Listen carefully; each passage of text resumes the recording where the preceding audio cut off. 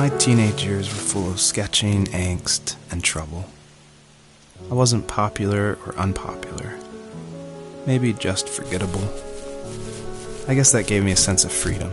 So I hung out with crazy kids, doing crazy things, even though I mostly just watched the chaos ensue. We did it all.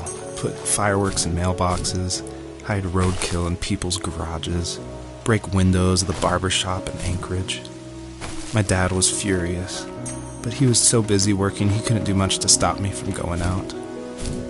I think being an adult means there's no one to stop you making hard decisions. He had to make a living, and he couldn't be in two places at once. Yeah, I realize that now. But at the time, I was sure he was more interested in growing his business than what was going on with me.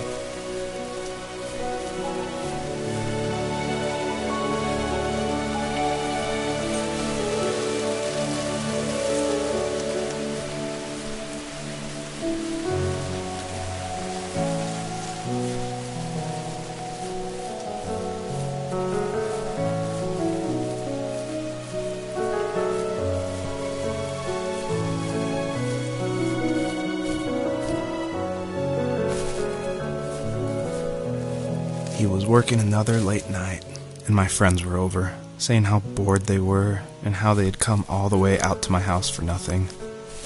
One of them mentioned how that old, ugly beyond belief truck was still in the garage, and how we should take it for a spin. I was only 15, so I kind of fought it for a while. The next thing I knew, we were careening around the mountain path, rocks spitting onto the sides of the cliff, while my dad's cringeworthy bluegrass blared out the speakers. I drove while my friends were in the back of that yellow and purple truck, throwing beer bottles and trash at anything remotely interesting. Felt like I was soaring in the air with borrowed wings. But all good things have endings. A cop outside of Eagle River pulled us over after he saw us in a bottle rocket into someone's yard. What followed was a long night of talking to disappointed adults and feeling smaller than ever.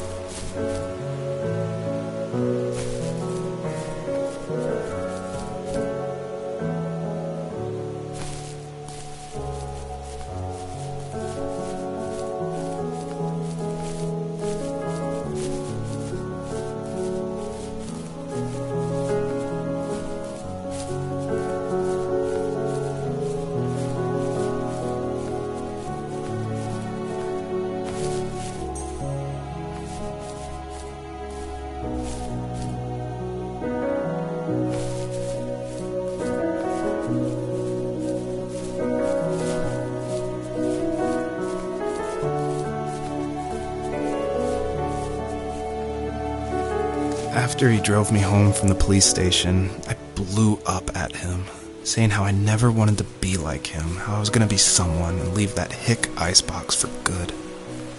He just looked forward at the road with tired eyes. I took out that bluegrass tape from the cassette deck and chucked it out the window. In my sage teenage wisdom, I thought I had proved the ultimate point. But my dad had a different idea. He slammed the brakes, slowly bowed his head while gripping the steering wheel, and finally looked at me. All he said, like it was a polite request, was, "Make this right." I sat there in silence, fuming, but I eventually got out and combed every square inch of the woods, muttering profanity after profanity. I found it 30 minutes later, near a small waterfall off the road. I went back to the truck, put the wet tape back in, and sure enough, it worked. We didn't speak another word to each other the rest of the night. Wow, I knew you were a crazy teenager, but... It's hard to believe, isn't it? It surprises me too. It's like I didn't really know who that kid was back then. I bet my dad thought the same thing over and over. It's almost like he was saying, "Make this right," to himself, more than to me.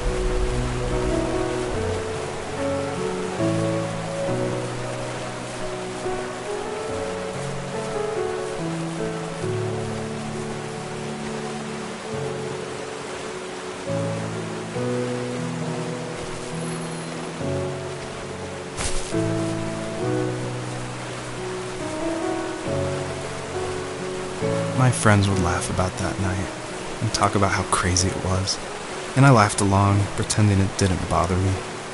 But it did. I imagined my friends growing old in the bush, unable to find that thrill in those godforsaken ice fields. It's like those mountains were a literal wall, keeping me from leaving, where all I would have to look forward to are lumber yards and evening beers. I had to climb over. That was my only goal for a long time.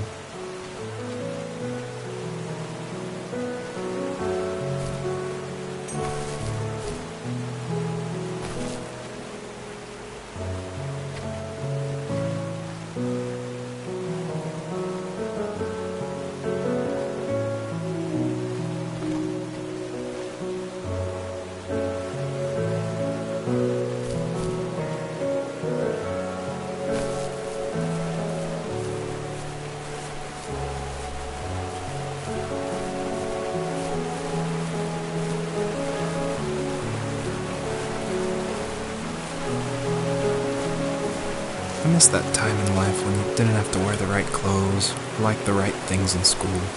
I miss when every kid in class liked what was important to them, even if it was wooden boats or cartoon animal notebooks.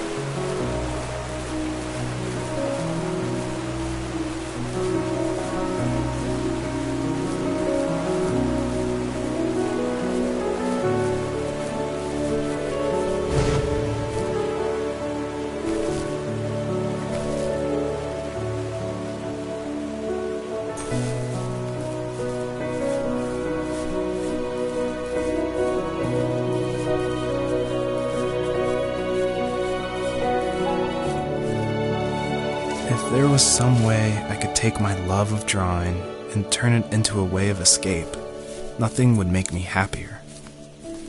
I wanted to create instead of tearing trees down. I wanted to move to the lower 48, not because I hated it there in Alaska, but I hated the idea of it. It's like all of that spite inside me had created this monster which followed me around my whole teenage years.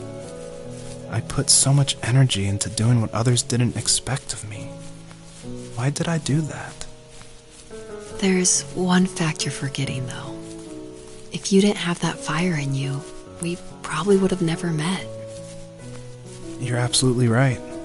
Maybe the destination is all that matters in the end. But then why am I awake? Why am I seeing this fox go on her journey? And why can't I stop thinking about my dad?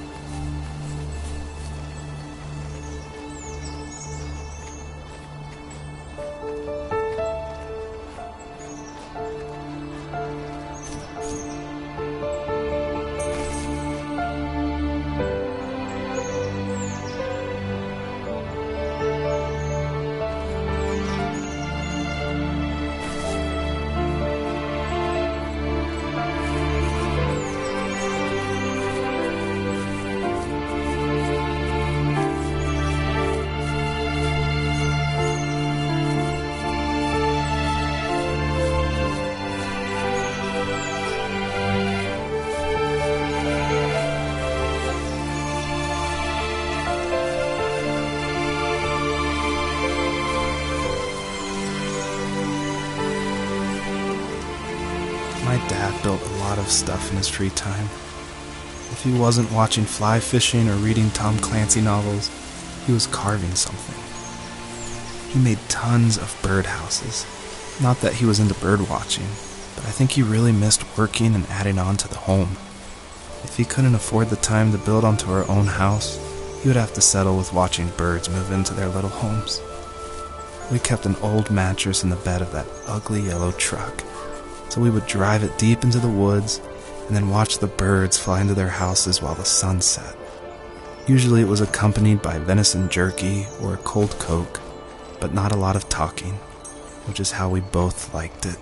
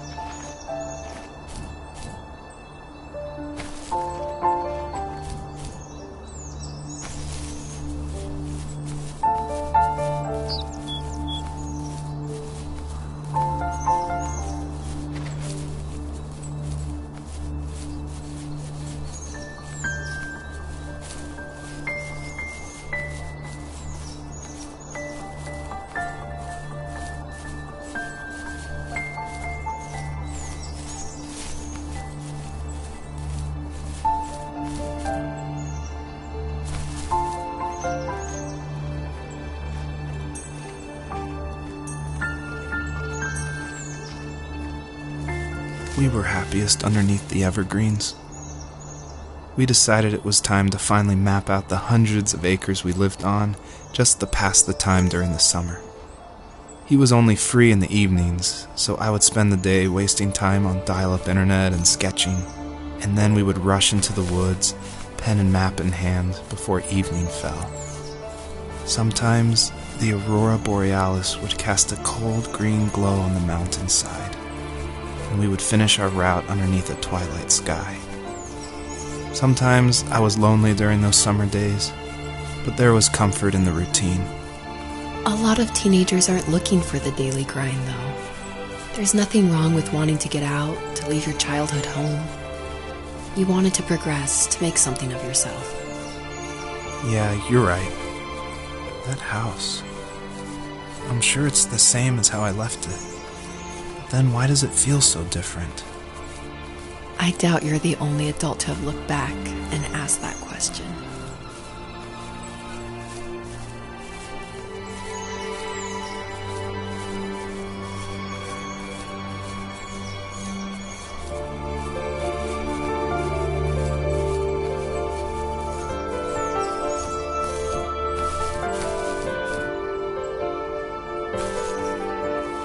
My dad only had a few mementos in the house from his time in the army. One was an old photo of his platoon, and the other was a pair of framed certificates. I like to think he kept those things so he would always remember the people he served with, and remember he kept his honor. In his mind, every other memory wasn't necessary.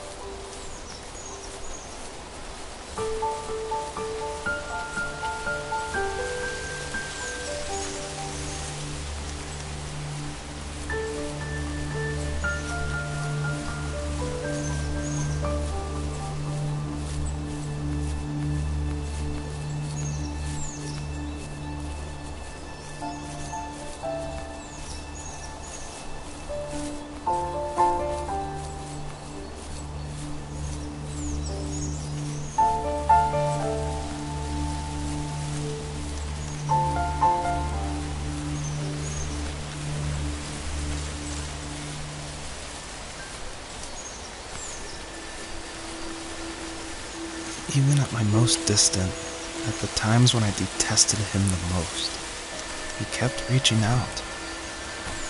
For a year straight, he asked me every week when we were going camping. I thought he was just dense. Eventually, to shut him up, I agreed. We carried out the worn lawn chairs from the garage and set up a cinder block campfire at the site we'd always used behind the house. We walked down the mountain path, talking in the warm sunshine we only got a couple months of the year. Those 3 obsidian rocks shimmered alongside the shore, almost like sparklers pressed against a dark window. I'll never forget that wet stone on my feet, or how those massive mountains looked even bigger in the lake's reflection. I felt small, but grateful.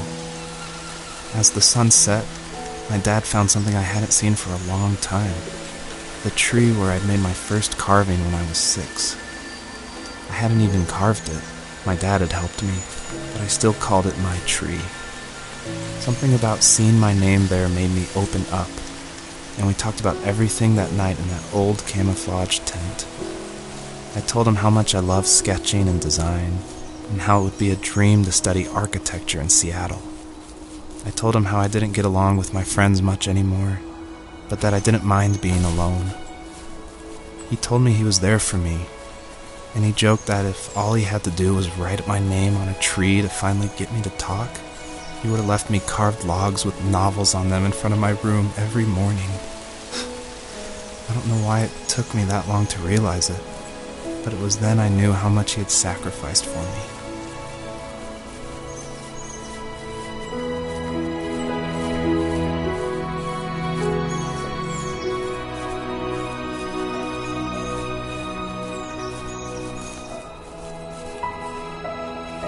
On our property, there were old abandoned pieces of a shed and car long left unused.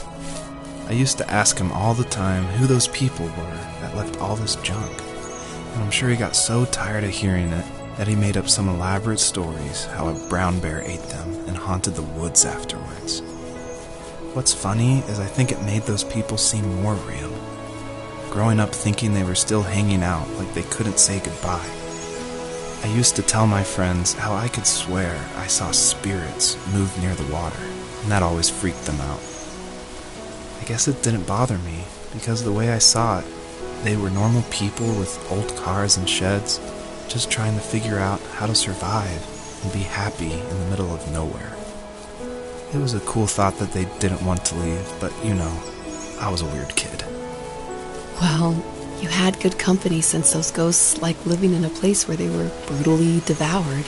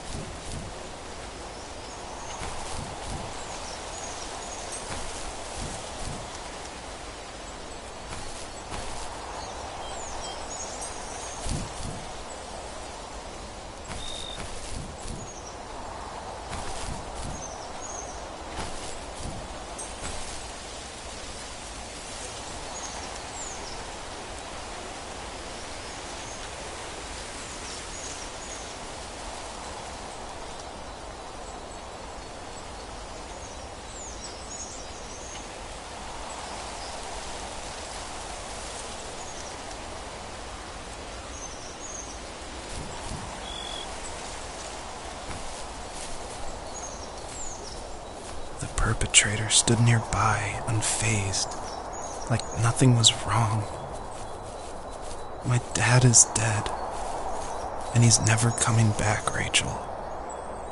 I can tell you these stories, but I can never reminisce with him again. He can never hold a grandchild that we'll probably never be able to have. I can never talk to him again, and I'll never be able to say I'm sorry for everything.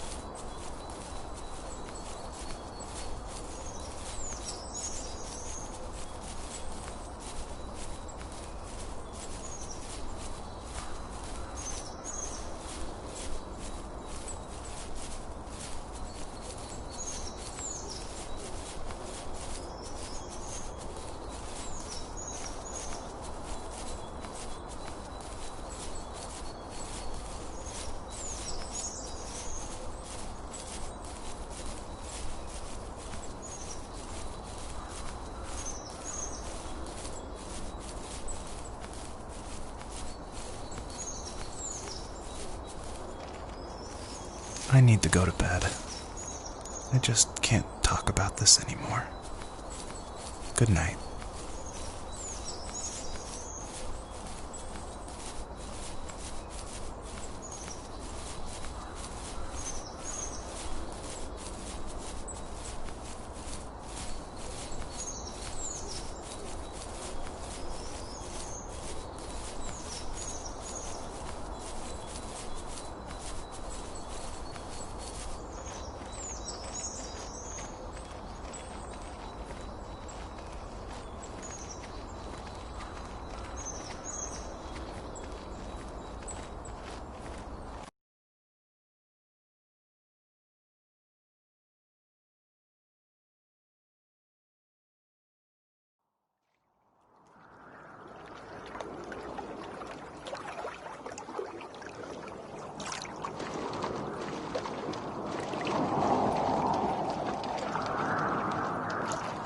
Joseph, you can't go to sleep feeling like this. I'm sorry for everything, and I know you need space, but I'm here for you. You don't need to feel so lost. Joseph, have I ever told you what my mother was like?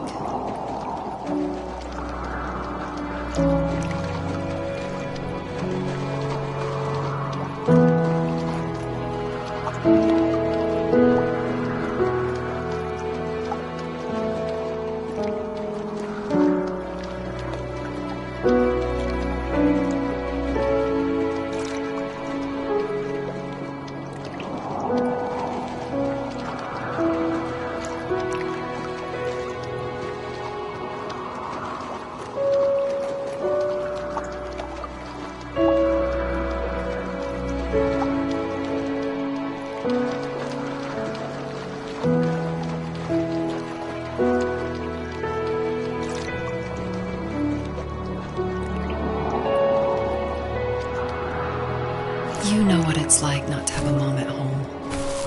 And you know how hard that made my childhood. What helped me was watching the birds in the morning before the school bus came. I thought that my mother was one of those birds, and it made me want to be free like her. My mom taught me how to fold origami cranes while she was in the hospital. So I told myself I would fold one every day until I could fly myself.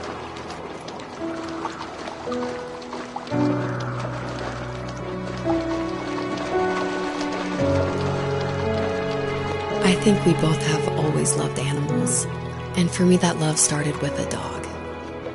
Sometimes this Rottweiler would come up to our property line and wait at the fence for me, but only once in a while. I was sure to check every day immediately after school, and it usually ended in disappointment. I would even steal money from my passed-out dad just so I could buy these off-brand dog biscuits. Even when she did stop by, she never went beyond the fence. Why was she so scared?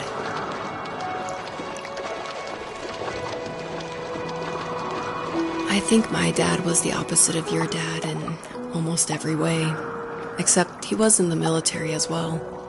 He coped with alcohol of every kind. The trailer started falling apart, he got angry, and I withdrew. More and more I became the weird, quiet kid who made lots of origami birds and carried dog biscuits around. I think we were pretty similar when it came to being the weird kids. And that same sincerity in college was one of the reasons I was so drawn to you. Life got worse and worse, and at one point, I really didn't think I could survive another day with my soul still intact. I had no real friends, let alone neighbors, since we lived in the middle of nowhere. I should have talked to my teacher, but I was scared what he would do if he found out. As I waited for the school bus one morning, I walked around until I found something in an abandoned shed. Something I can't put into words. I summoned courage I didn't know I had, and I broke into my dad's room and found the key to the shed where he had locked my bike. I'll never forget that feeling. the wind rushing by my ears as the sun rose over fields of wheat. I was flying for the first time. I biked as far as my legs could take me until I found a house that felt friendly and that felt like home. Those strangers helped me in so many ways. And if it wasn't for them, I wouldn't have found my foster family. And if it wasn't for my parents, I wouldn't have met you.